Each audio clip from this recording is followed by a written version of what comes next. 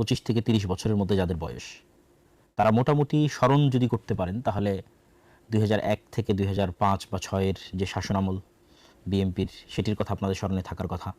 তারপর 1-11 ফখরুদ্দিন মঈনুদ্দিনের যে শাসনামল প্রায় 2 বছর, সেটিও আপনাদের স্মরণে থাকার কথা।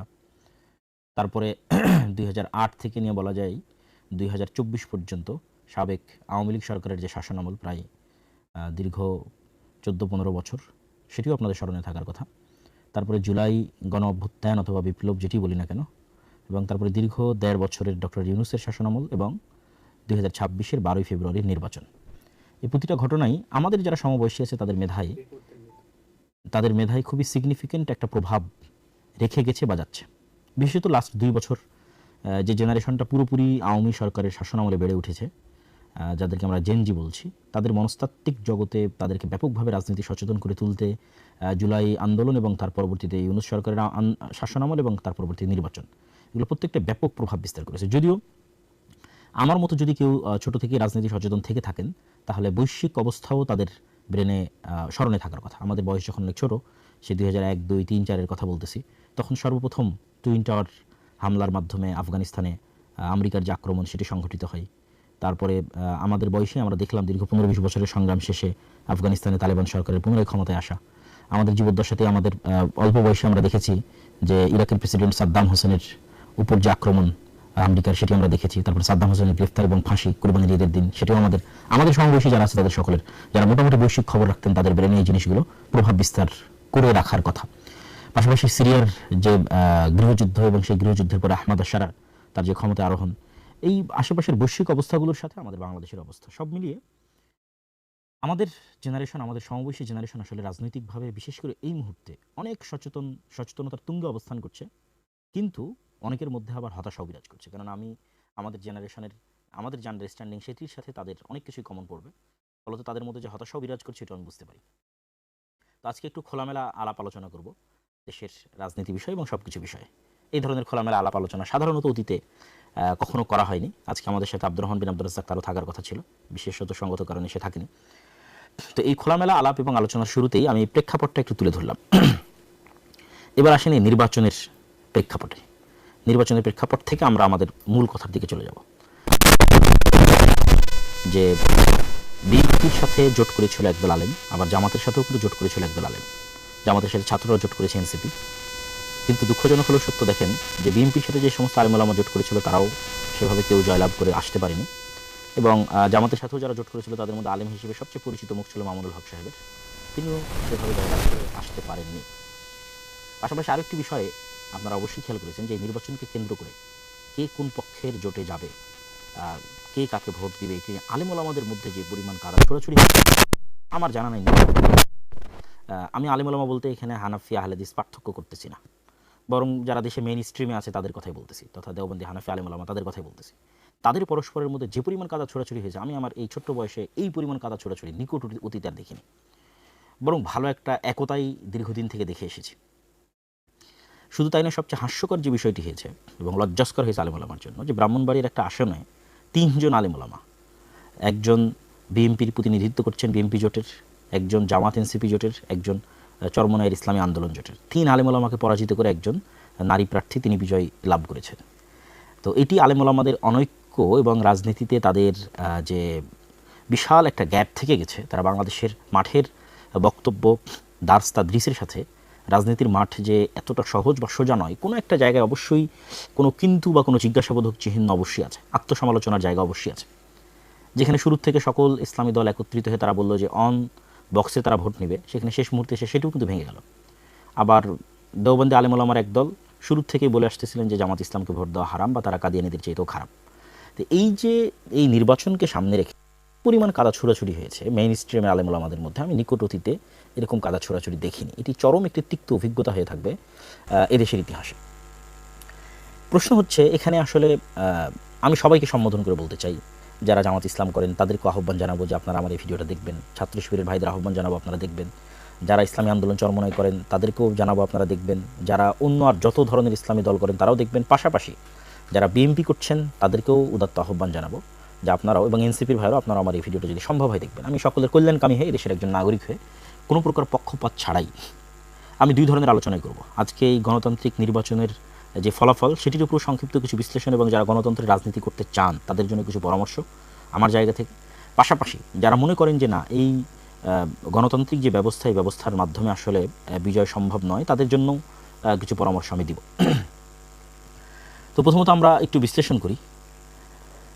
গণতন্ত্রের যারা রাজনীতি করেন, বিশেষ করে বাংলাদেশ বা পাকিস্তান বা ভারতে দীর্ঘদিন থেকে জামাত ইসলামী সবচেয়ে পুরাতন দল হিসেবে গণতন্ত্রের রাজনীতি করে আসতেছে।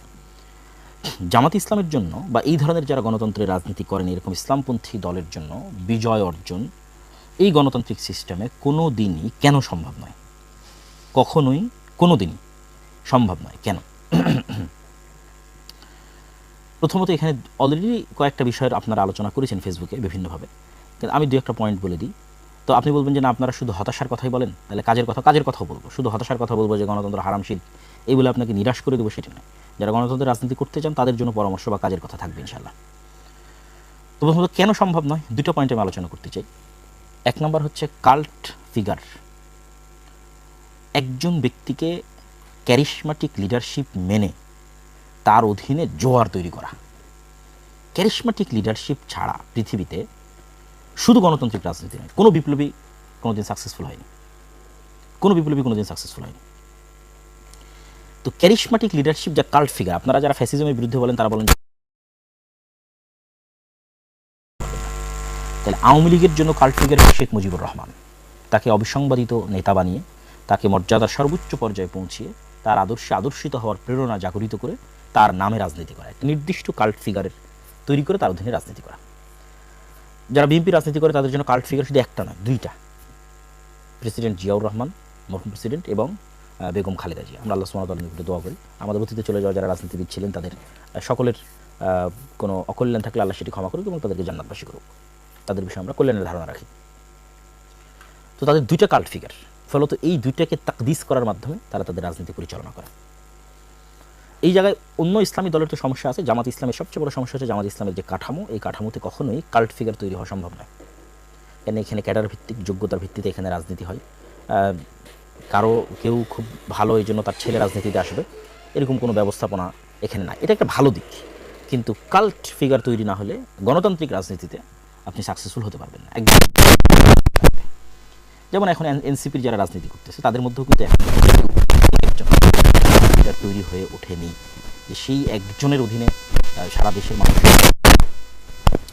আপনি যে কোনো খানের দিকে দেখেন অথবা ইরানের আয়াতুল্লাহ খামেনির দিকে দেখেন, যেখানেই দেখেন সেখানে একজনকে সবচেয়ে মহান এবং বড় করে তুলে ধরা হয় এবং তার পিছনে মানুষ একত্রিত হয়। এই জুলাইয়ের যে আপনিটিকে আপনারা গণ অভ্যুত্থান বলতেছেন, এটি বিপ্লবে পরিণত না হওয়ার সবচেয়ে বড় আরেকটি কারণ হচ্ছে এই জুলাই একক কোনো নেতা ছিল না। যদি একক নেতা থাকতো এবং একক আদর্শ অভ্যুত্থান না হয় বিপ্লবে পরিণত হয়ে যেত, এবং আজকে কিন্তু আপনাকে আবার নির্বাচন দেওয়া লাগতো না। যেমন আহমদ শাহরাকি নির্বাচন দিচ্ছে আর অন্তর্বর্তীকালীন সরকারি 5 বছর 6 বছর দেশ পরিচালনা করতেছে। কেন? এখানে একক নেতৃত্বের অধীনে সবাই একত্রিত হয়েছে এবং তার প্রতি আস্থা রেখে, ঠিক আছে, তার অধীনে তার আদর্শিত হয়ে একদল কর্মী বাহিনী তৈরি হয়েছে।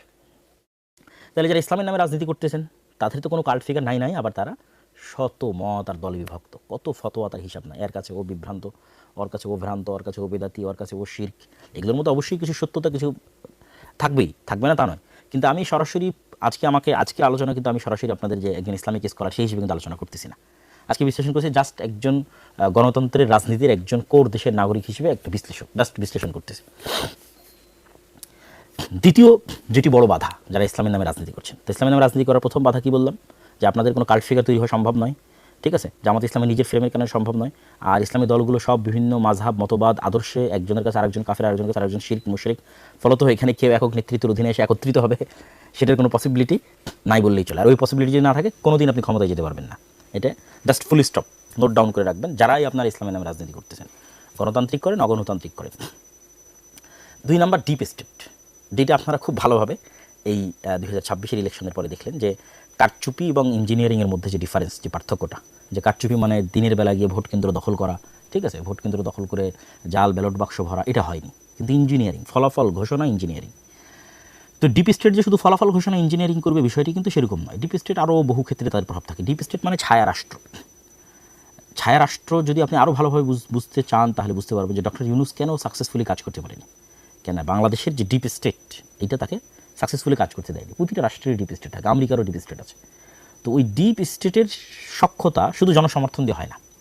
যেটা আমি বহুবার বলেছি যে আপনাদের 16 কোটি মানুষের ভোটের মূল্য প্রথম আলোর কাছে একটা খড়ের টুকরাও নয়। এই কথাটা আপনার আমার বহু বক্তব্য শুনেছেন। কেন বলেছি এটা? কেন প্রথম আলো হচ্ছে ডিপ স্টেটের পার্ট, ঠিক আছে? তো এই জিনিসটা আপনাকে বুঝতে হবে যে ডিপ স্টেট মানে আপনারা সব 16 কোটি মানুষ ভোট দিয়ে দিলেন আর ডিপ স্টেট পরিবর্তন হয়ে গেল, এটা কিন্তু না। ডিপ স্টেট মানে বহু বাইরের এমবেসি, তাদের সাথে যোগাযোগ, দেশের মধ্যেকার অসংখ্য প্রতিষ্ঠান যেমন আর্মি, সেনাবাহিনী, ঠিক আছে, এস্টাবলিশমেন্টের মধ্যে যারা আছে, বড় বড় ব্যবসায়ী, এর মধ্যে মাফিয়ারাও থাকে, ঠিক আছে। এক কথা স্থায়ীভাবে যারা দেশের স্টেক হোল্ডার, বড় বড় শক্তিশালী প্রতিষ্ঠান, মিডিয়া হতে পারে, তো তাদের যতক্ষণ আপনি আস্থা অর্জন না করতে পারবেন বহির্বিশ্বের সেনাবাহিনীর, দেশের অভ্যন্তরের শক্তিশালী প্রতিষ্ঠানের, ততক্ষণ 16 কোটি মানুষ ভোট দিলেও আপনি ক্ষমতা আসতে পারবেন না। এটা গণতন্ত্রের নিয়ম, গণতন্ত্রের একটা সিস্টেম, আপনাকে আসতে দেওয়া হবে না। এই সিস্টেম, এই কাঠামো যতদিন থাকবে ততদিন এটাই ঘটবে। তাহলে আপনাকে আস্থা অর্জন করতে হবে তাদের। তো সেক্ষেত্রে এখন আপনি বলবেন যে ভাই আপনি তো শুধু হতাশ করেন গণতন্ত্রের বিষয়, তাহলে যারা গণতন্ত্রের রাজনীতি করতে চায় তাদের কি কোনো আশার জায়গা নাই? আছে। যারা গণতন্ত্রের রাজনীতি করতে চান তাদের জন্য আজকে আমি নিরেট একদম খালেস অন্তরে একটা পরামর্শ দিই। গণতন্ত্রের রাজনীতি করেন, ইসলামের নামে গণতন্ত্রের রাজনীতি করলে কোনোদিন সাকসেসফুল হতে পারবেন না। ইসলামকে শুধু দাওয়ার জায়গায় রাখেন, শুধু দাওয়াতের জায়গায় রাখেন। এবার রাজনীতি করেন, আপনি বলেন তাহলে তো আপনি ইসলামকে রাজনীতি থেকে দূরে করে দেন। দূরে করতেছি না, আপনি তো মুসলমান। যারা বিএনপির জয়লাভ করলো তাদের মধ্যে কয়জন হিন্দু আছে? আপনি খুঁজে দেখেন, দেখি কয়জন হিন্দু আছে। জামাতের তো একজন হিন্দু ছিল। তাহলে বিএনপির যতজন বিজয় লাভ করলো তাদের 99% মুসলমান। শুধু কি মুসলমান, আমি এমনকে চিনি যারা 5 ওয়াক্ত সালাত আদায় করে, 5 ওয়াক্ত সালাত জামাতের সাথে আদায় করে, মানে গণতন্ত্রবাদে অন্য আর সকল বিষয়ে সর্বোচ্চ বিশুদ্ধ আকীদা লালন করে, ঠিক আছে। এরকম অসংখ্য জনকে আমি চিনি যারা এই নির্বাচনে যারা জয়লাভ করে এসেছে বিএনপি থেকে। তাহলে আমি কি বলতেছি, আপনি গণতান্ত্রিক রাজনীতি করতে পারবেন, কিন্তু ইসলামের নামে রাজনীতি করে আপনি রাষ্ট্র ক্ষমতায় যেতে পারবেন না। তার 1 নম্বর পয়েন্ট আগে বলেছি, কারণ আপনি কাল্ট ফিগার তৈরি করতে পারবেন না, সকল ইসলামপন্থীকে একত্রিত করতে পারবেন না। 2 নম্বর পয়েন্ট বলেছি, আপনি কখনো ডিপ স্টেটের আস্থা অর্জন করতে পারবেন না। ফলত ইসলামের নামে রাজনীতি করে, মানে গণতান্ত্রিক রাজনীতি করে আপনি কখনো ইসলামের নামে ক্ষমতায় যেতে পারবেন না, এটা ফুল স্টপ। তাহলে আপনি তো মুসলমান, আপনি রাজনীতি করতে পারেন। আপনি জাস্ট ইসলামের আদর্শকে নিজের মধ্যে ধারণ করার চেষ্টা করবেন। এই গণতান্ত্রিক সিস্টেমের মধ্যে থেকে যতটুকু রাষ্ট্রের উপকার করা যায়, যতটুকু ন্যায় এবং ইনসাফ প্রতিষ্ঠা করা যায়, ততটুকু প্রতিষ্ঠা করার জন্য চেষ্টা করবেন। সেই রাজনীতি আপনি করবেন। যেমন অনেকেই আওয়ামী লীগের তুলনায় বিএনপিকে ভালো মনে করতেন, যে তারা হয়তো ইসলাম পন্থাকে ধারণ করে, তথা একজন মুসলিম এর যে আদর্শ সেটিকে ধারণ করে, তারা টুকটাক ধর্মীয় মূল্যবোধকে ধারণ করে তারা রাজনীতি করে। যে রাজনীতি আপনারা দোকানের দেখতেছেন, যে রাজনীতি আপনারা ইমরান খানের দেখতেছেন, যে রাজনীতি আপনারা মালয়েশিয়াতে দেখতেছেন, এগুলো পূর্ণাঙ্গ ইসলামী রাজনীতি নয়। তো এগুলোকে আপনি একটাকেও পূর্ণাঙ্গ ইসলামী রাজনীতি বলতে পারবেন না। এগুলো কি রাজনীতি? এগুলো হচ্ছে ইসলামী ভাবধারায় উজ্জীবিত হয়ে একদল মুসলমানের রাজনীতি। যে মুসলমান পূর্ণাঙ্গ মুমিন নয়, সে ফাসেক মুমিন হতে পারে, ঠিক আছে, তার অন্য কোনো ত্রুটি থাকতে পারে, কিন্তু সে সরাসরি ইসলাম বিরোধী বিদ্বেষী কোনো আইন হোক এটা সে চায় না। আপনাকে আরও ক্লিয়ার করি, মুসলিম লীগের রাজনীতি কী ছিল? মুসলিম লীগ আলেম ওলামাদের দল ছিল নাকি?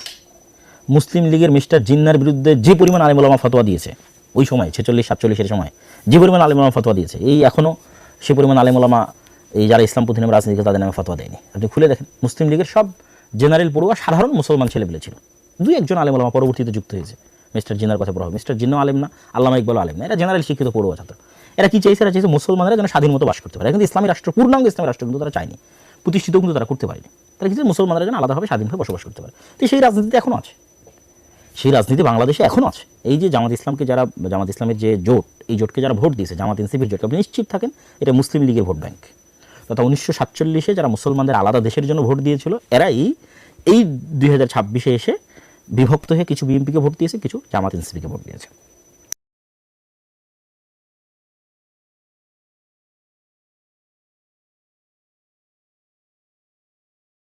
ইসলামের পারবেন না। আপনাকে কিসের রাজনীতি করতে হবে? মুসলমানদের রাজনীতি করতে হবে। যে একজন মুসলমান সে ইসলামের বিরুদ্ধে বিদ্বেষী কোনো কথাবার্তা বলবে না, সেই সিস্টেমকে, গণতন্ত্রের এই কুফরি সিস্টেমকে মেনে নিয়েই এর মধ্যে টুকটাক ভালো মানুষকে নিয়ে আসার জন্য চেষ্টা করবে, সেই রাজনীতি করবে। তা বলবেন তাহলে এই রাজনীতি কারা করবে? দেখেন, আমি যে তত্ত্বের কথা বলতেছি, এই তত্ত্ব যে সঠিক তত্ত্ব তার প্রমাণ ভারতই আছে। ভারতের আরএসএস, শিবসেনা, বাজরাং দল, ঠিক আছে, এরা কিন্তু নিজেরা যেহেতু কট্টর উগ্র হিন্দুত্ববাদী বিশ্বাসী, ফলত তারা জানে যে কট্টর উগ্র হিন্দুত্ববাদ দিয়ে মানুষের ভোট নিয়ে তারা বিজয় অর্জন করে ক্ষমতা আসতে পারবে না। তখন আরএসএস, শিবসেনা, বাজরাং তারা কী করেছে? তারা তাদের মডারেট হিন্দুদের দিয়ে আরেকটা নতুন রাজনৈতিক দল তৈরি করেছে, তার নাম বিজেপি। বিজেপি একটা রাজনৈতিক দল, এইটা সরাসরি উগ্র হিন্দুত্ববাদ তার মেইন মতাদর্শের মধ্যে আছে, লিখিতভাবে এরকম নয়, বরং তারা আরএসএস কর্তৃক নিয়ন্ত্রিত হয়, আরএসএস কট্টর উগ্রবাদ, তারা বজরং দল শিবসেনা কর্তৃক নিয়ন্ত্রিত, তারা কট্টর উগ্রবাদ। কিন্তু বিজেপি তারা সাধারণ হিন্দু, খুব যে হিন্দু ধর্মকে খুব ভালোভাবে মেনে চলে, খুব আল্লাহ মানে তাদের হিন্দু ধর্মের দিক থেকে খুব হিন্দু ধর্ম মেনে চলে এরকম কিন্তু সত্যি সাধু এরকম কিন্তু নয়। ঠিক আছে, তো সেক্ষেত্রে এই যে জামাত ইসলাম সহ আর যারা ইসলামের নামে রাজনীতি করতেছে, সেটা ইসলামী আন্দোলন বাংলাদেশের চরমনাই হোক, সেইটা জমিয়তে কি যেন ওলামা ইসলাম একটা আছে, আর অনেক ইসলামের নামে যারা রাজনীতি করতেছে বাংলাদেশে, তাদের সকলের উচিত হবে তারা এরকম সাধারণ জেনারেল শিক্ষিত মুসলমান সন্তানদের দিয়ে একটা রাজনৈতিক দল তৈরি করবে। যেই কাজটা বিএনপি তাদেরকে অতীতে করে দিত, তারা যদি মনে করে যে এখন বিএনপি ছাড়াও তাদের এরকম একটা রাজনৈতিক দলের দরকার আছে, তাহলে এরকম একটা তারা সাধারণ মুসলমানদের এরকম একটা রাজনৈতিক দল তৈরি করবে, যেমন এনসিপি হতে পারে সেই রাজনৈতিক দল, যারা সরাসরি ইসলামী রাষ্ট্র প্রতিষ্ঠার রাজনীতি করবে না, কিন্তু এই দেশের মুসলমানদের স্বাভাবিক মুসলমানদের যে অধিকার রক্ষার কথা সেটা বলবে, যেমন ওসমান হাদি করতো, যেমন আমাদের জুলাইয়ের যে ছেলেমেয়েরা তারা করতেছে।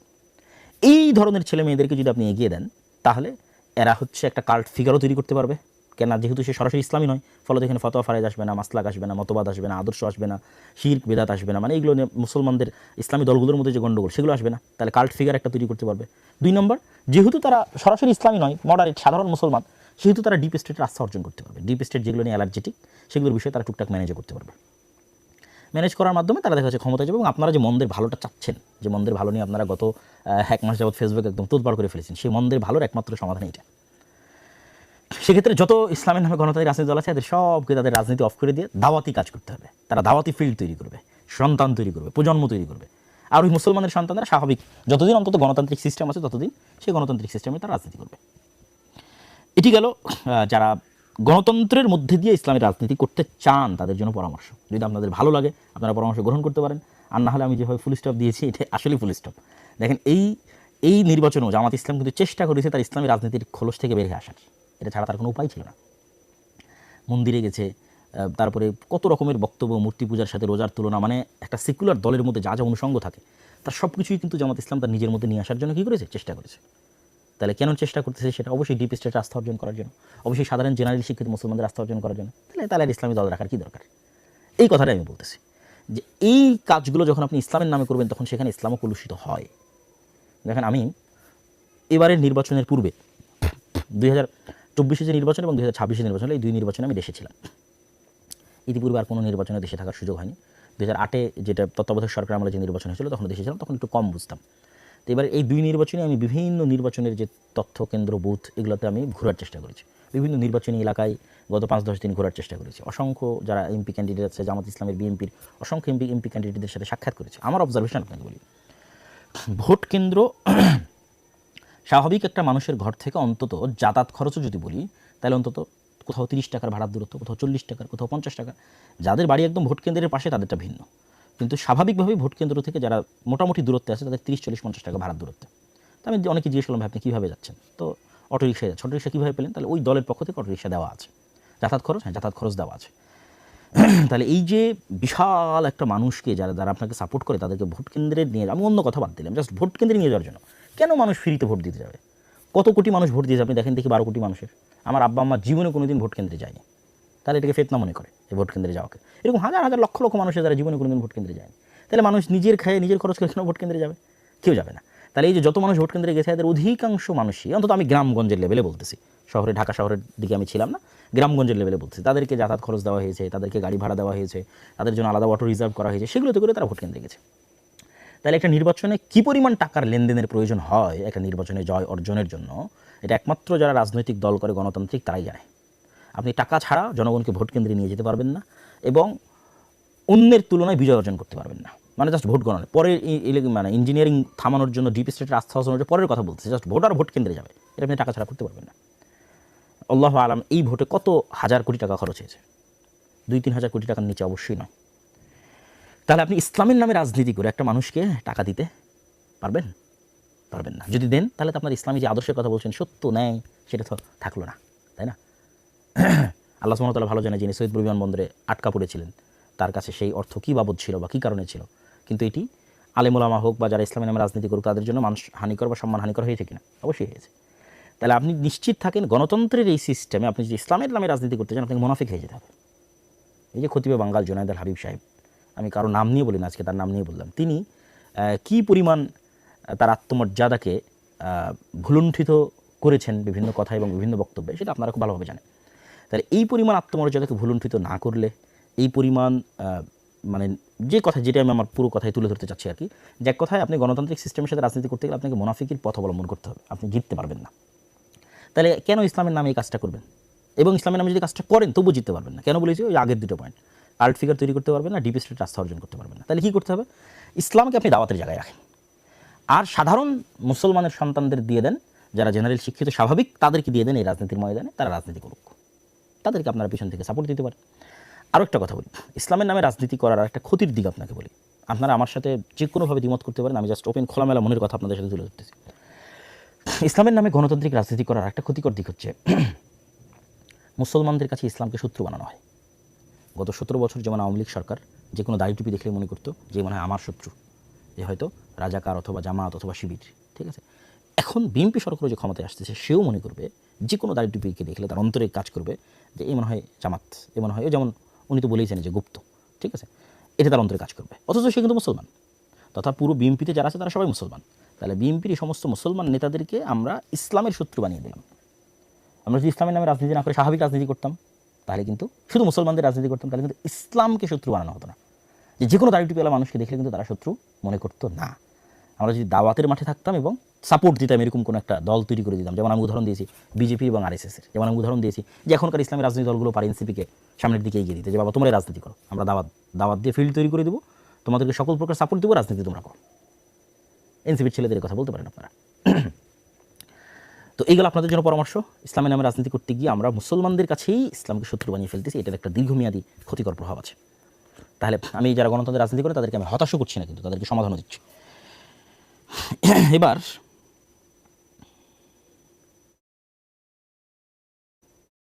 এবার যারা গণতন্ত্রের এই রাজনীতিকে পছন্দ করেন না, যেমন তার মধ্যে আমিও একজন, আমিও আমার বহু বক্তব্যে এই গণতান্ত্রিক সিস্টেমের কথা বহুবার তুলে ধরেছি, যেটির মধ্যে দিয়ে ইসলাম প্রতিষ্ঠা করা সম্ভব নয়। আজকে তো আরও বিস্তারিত ব্যাখ্যাসহ আপনাদের কাছে তুলে ধরলাম, এত খোলামেলা আলোচনা আমি অতীতে কখনো করিনি। বিএনপির ভাইদের জন্য আমার কিছু নাসিহা আছে, এবং যারা গণতন্ত্রের বাইরে গিয়ে ইসলাম প্রতিষ্ঠা করতে চান তাদের জন্য নাসিহা আছে। তো যেহেতু এতক্ষণ যেহেতু একটু সরাসরি একদম পলিটিক্যাল আলোচনা করছি, আমি যেন বিএনপির ভাইদের জন্য নাসিহাতে আমার বক্তব্য শেষ করি। আমি মনে করি যে বিএনপির ভাইরাও তারাও মুসলমান, এবং তাদের সাথে আমাদের আন্তরিক হওয়া উচিত। তাদের সাথে আমাদের, যারা ইসলামের নামে রাজনীতি করছেন, যারা মুসলমানদের রাজনীতি করছেন, তাদের শত্রুতাপূর্ণ যে মনোভাব, এটা দিন শেষে আমাদের ইসলামকে ক্ষতিগ্রস্ত করবে। তাহলে কী করা উচিত? সৎ উপদেশ এবং দোয়া। এই কথা আমরা আগেও বলেছি এবং এখনও বলছি। এবং এই সৎ উপদেশ এবং দোয়ার জায়গা থেকে বিএনপির যারা দায়িত্বশীল, যারা নেতৃস্থানীয় আছেন, তারেক রহমান সাহেবের সাথে আমার যখন দেখা হয়েছিল, তখন আমি তার কাছে এই কথাগুলো তুলে ধরেছিলাম। আজকেও আমি একটি কথা বলে বিএনপির ভাইদের শেষ করব, তাদের প্রতি নাসিহা, সেটি হচ্ছে বিভাজনের রাজনীতি না করা। গণতন্ত্রের রাজনীতির একটা বড় অনুষঙ্গ হচ্ছে বিভাজনের রাজনীতি। আর বাংলাদেশের, ভারতের রাজনৈতিক বয়ান হচ্ছে মুক্তিযোদ্ধা বনাম রাজাকার। অবশ্যই 47 যেমন আমাদের ইতিহাসের অন্যতম গুরুত্বপূর্ণ অংশ, 71 আমাদের ইতিহাসের অন্যতম গুরুত্বপূর্ণ অংশ, 24 আমাদের ইতিহাসের অন্যতম গুরুত্বপূর্ণ অংশ, কিন্তু এটিকে বেস বানিয়ে কারোর সাথে চিরন্তনভাবে শত্রুতা তৈরি করে রাখা, দেশেরই নাগরিকদের একটা অংশকে বৈষম্যের শিকার করা, এটা দেশকে ধ্বংস করে দেয়। তো অন্তত অতীতের সরকার যে ভুলগুলো করেছে, আপনারা সেই ভুলগুলো যদি না করেন, আপনারা যদি দেশের মধ্যে বিভাজনের রাজনীতি তৈরি না করেন, উদারতা দেখান, আশা করি যে আল্লাহ সুবহানাহু ওয়া তাআলা আপনাদের শাসনে কল্যাণ দিতে পারে। জুলম না হলে, বিভাজনের রাজনীতি তৈরি না হলে আল্লাহ সুবহানাহু ওয়া তাআলা এটির মধ্যে বরকত দিতে পারে। তো এই ছোট্ট আপনাদের জন্য পরামর্শ যে যারা আপনারা বিজয়ী হয়েছেন তারা অবশ্যই পরাজিতদের প্রতি ইনসাফ করবেন, যেটা ওসমান হাদিও বলতো যে আমি আমার শত্রুর সাথেও ইনসাফ করতে চাই। তাহলেই দেখবেন একটি উন্নত মানের চমৎকার একটি ইনসাফের বাংলাদেশ আমরা তৈরি করতে পারছি। এই আশা আমরা আপনাদের কাছে রাখি, এবং আমাদের এই কল্যাণকামিতাও থাকবে। আলহামদুলিল্লাহ, আমরা ব্যক্তিগতভাবে আমরা কখনো না কোনো রাজনৈতিক দলের পক্ষে অবস্থান নিয়েছি, না কোনো রাজনৈতিক দলের বিপক্ষে অবস্থান নিয়েছি। আমরা সবসময় যেটা কোরআন এবং হাদিসের আলোকে সত্য এবং সঠিক মনে হয়েছে আমাদের কাছে, সেটি নাসিহা হিসেবে, তত্ত্ব হিসেবে, উপদেশ হিসেবে দেশ ও জাতির কাছে তুলে ধরেছি, এবং আমরা আমাদের জায়গায় কোরআন এবং হাদিস অনুযায়ী যেটি খেদমত করার প্রয়োজন মনে করেছি, আল্লাহ সুবহানাহু ওয়া তাআলার সন্তুষ্টির জন্য সেই খেদমত করছি এবং করে যাচ্ছি।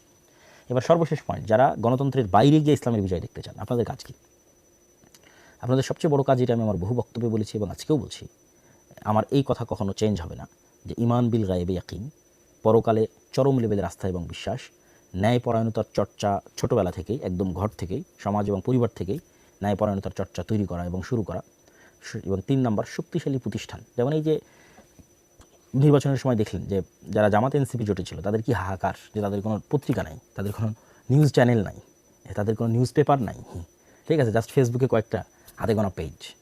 তাহলে শক্তিশালী প্রতিষ্ঠানের কিন্তু অভাব আছে। তো ওসমান হাদি বলতো যে জীবন দেওয়া অনেক সহজ, কিন্তু বাস্তবে কোনো কিছু করা এটা কঠিন। আমাদের করার লোক লাগবে, জ্ঞান অর্জনের লোক লাগবে, প্রজন্ম তৈরি করার লোক লাগবে। আর যারা গণতন্ত্রের বাইরে গিয়ে ইসলাম প্রতিষ্ঠা করতে চান তাদের জন্য আমার কথা হচ্ছে, কোনো কিছুর পরিপূর্ণ ধ্বংস ছাড়া কোনো কিছুর পরিপূর্ণ উত্থান হয় না। আমি বিল্ডিংটা রেখে দিয়ে এখানে আরেকটা নতুন বিল্ডিং যেটা এর সাথে যায় না, নতুন ভিন্ন ডিজাইন কেমনে বানাবো বলেন? আমি এই বিল্ডিংয়ের ডিজাইন রেখে এখানে প্লাস্টার করতে পারি। এখানে যদি সম্পূর্ণ ভিন্ন ডিজাইনের একটা বিল্ডিং বানাতে চাই তাহলে আগের ডিজাইনটা ভেঙে ফেলতে হবে, কিছু করার নাই।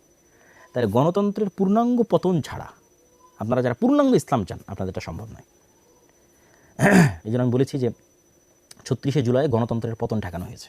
এটা আমাদের কাছে মনে হয়েছে শেখ হাসিনার পতন, জি না, শেখ হাসিনার পতন না। শেখ হাসিনাকে সরিয়ে ফেলার মাধ্যমে গণতন্ত্রের পতন ঠেকানো হয়েছে। কেন, তখন যদি শেখ হাসিনা থাকতো এবং আর্মি যদি অস্ত্র উঠাতো তাহলে ওই দিন গণতন্ত্র ডেড বডি হয়ে যেত, অলরেডি আইসিইউতে ছিল, পরিপূর্ণরূপে মারা যেত।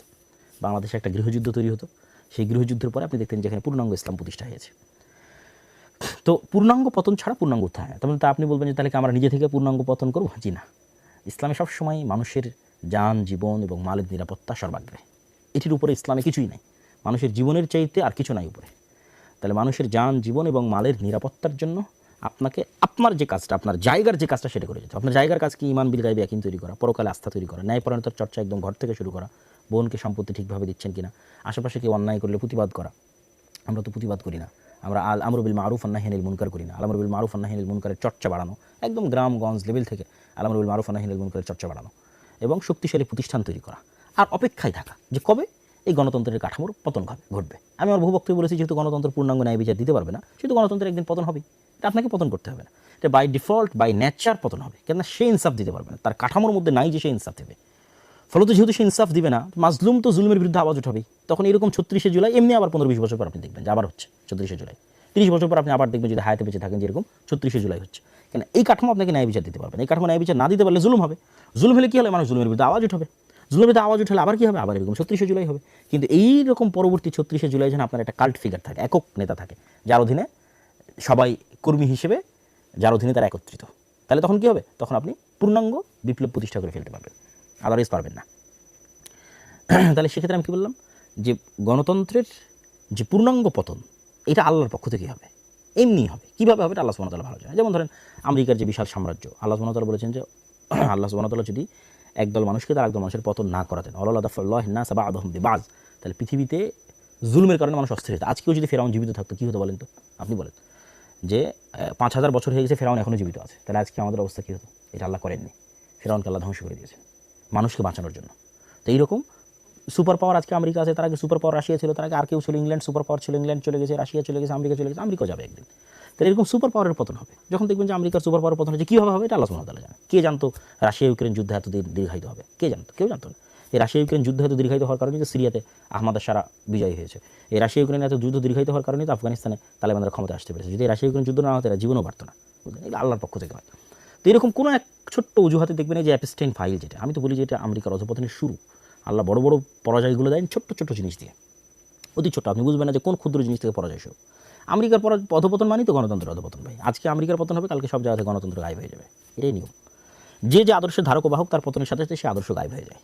তাহলে আপনাকে কী করতে হবে? আপনাকে প্রস্তুতি নিতে হবে, ওই দিন আসার অপেক্ষায় থাকতে হবে। আপনার প্রস্তুতি হবে ঈমান বিল গায়ব ইয়াকিন, আপনার প্রস্তুতি হবে পরকালে আস্থা, আপনার প্রস্তুতি হবে ন্যায়পরায়ণতার চর্চা। কেন ন্যায়পরায়ণতার চর্চার মাধ্যমে নেতা তৈরি হয়, আদারওয়াইজ নেতা তৈরি হয় না।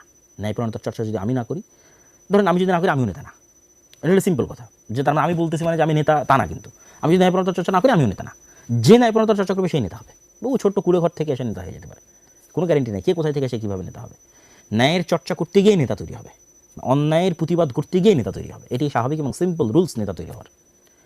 তাই ঈমান বিল গায়ব ইয়াকিন, পরকালে আস্থা, ন্যায়পরায়ণতার চর্চা, শক্তিশালী প্রতিষ্ঠান, আর অপেক্ষা কবে এই গণতন্ত্রের পূর্ণাঙ্গ পতন হয়। যেদিন গণতন্ত্রের পূর্ণাঙ্গ পতন হবে সেদিন যদি আপনি প্রস্তুত থাকেন, যেমন ৩৬শে জুলাই আপনি প্রস্তুত ছিলেন না, যদি আপনার প্রস্তুত থাকেন পূর্ণাঙ্গ ইসলাম প্রতিষ্ঠা হয়ে যাবে। আর যদি প্রস্তুত না থাকেন তাহলে তো এটার জন্য আপনি নিজেই দায়ী।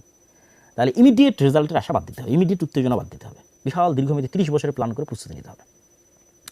তো আশা করি আমি নির্বাচন পরবর্তী যে পর্যালোচনা ছিল সেই পর্যালোচনায় আমি সকলের জন্য আজকে নাসিহা দিয়েছি, একদম শতভাগ আমার হৃদয়কে পরিষ্কার করে, কারো প্রতি চুল পরিমাণ পক্ষপাতিত্ব না রেখে। আলহামদুলিল্লাহ, আল্লাহ আল্লাহর কসম, কারো প্রতি চুল পরিমাণ পক্ষপাতিত্ব নাই। যারা আমাদের সম্পর্কে জানেন এবং বুঝেন তারাও খুব ভালোভাবে জানেন। তো আমি সম্পূর্ণ শতভাগ ন্যায় এবং ইনসাফের সাথে জামাত ইসলাম, ইসলামী আন্দোলন চরমনায়, যারা ইসলামের নামে গণতন্ত্রের রাজনীতি করে তারা, এনসিপি ছাত্ররা, তারপরে বিএনপি এবং সর্বোপরি যারা গণতন্ত্রের বাইরে গিয়ে ইসলামের বিজয় চান, তাদের সকলের জন্য তাত্ত্বিক বলেন, বাস্তব বলেন, সকল ধরনের পরামর্শ আপনাদের জন্য দিয়েছি। আল্লাহ সুবহানাহু ওয়া তাআলা আমাদের দেশকে শান্তি শৃঙ্খলায় পরিপূর্ণ করে দিক, আমাদের এই জাতিকে আল্লাহ সুবহানাহু ওয়া তাআলা রক্ষা করুক। এই দেশের মানুষ বহু রক্ত দিয়েছে, বহু রক্ত। সেই মোগলদের পূর্বের আমল থেকে এখানে স্বাধীন সুলতানি শাসন আমলের জন্য লড়াই হতো। বাঙালিরা স্বাধীনতা প্রিয় জাতি, তারা বিদ্রোহী জাতি। শাসন করতে পারুক আর না পারুক, নিজেদের শাসন ধরে রাখতে পারুক আর না পারুক, আরেকজনকে উল্টায় ফেলতে খুব পারে, মানে বিদ্রোহী হিসেবে তারা খুব বিখ্যাত। ওই দিল্লির সুলতানরাও তাদের কোনোদিন কন্ট্রোলে রাখতে পারতো না। এই যে 12 ভূঁইয়া, এরা কিন্তু বিদ্রোহী, ঠিক আছে? মোগলের বিরুদ্ধে এরা যুদ্ধ করেছে। তো বাঙালিদের একটা ভালো গুণ আছে, আল্লাহ সুবহানাহু ওয়া তাআলা আশা করি যে বাংলাদেশ এবং বাংলাদেশের এই মাটি যেখানে হাজার হাজার শহীদের রক্ত আছে, এটিকে আল্লাহ সুবহানাহু ওয়া তাআলা কখনোই মুশরিকদের পদানত করবেন না, অধীনস্থ করবেন না। এটি আল্লাহর কাছে চাওয়া এবং দোয়া, আমাদের পরবর্তী প্রজন্ম যেন মুশরিকদের গোলাম না হয়, এটি আল্লাহ সুবহানাহু ওয়া তাআলার কাছে কামনা। সেই ব্যবস্থা যেন আল্লাহ সুবহানাহু ওয়া তাআলা করে দেন, সেই ব্যবস্থা করার তৌফিক যেন আল্লাহ সুবহানাহু ওয়া তাআলা আমাদের দান করেন। আল্লাহুম্মা আমিন। ওয়া আখিরু দাওয়ানা আনিল হামদুলিল্লাহি রাব্বিল আলামিন। আসসালামু আলাইকুম ওয়া রাহমাতুল্লাহি ওয়া বারাকাতুহু।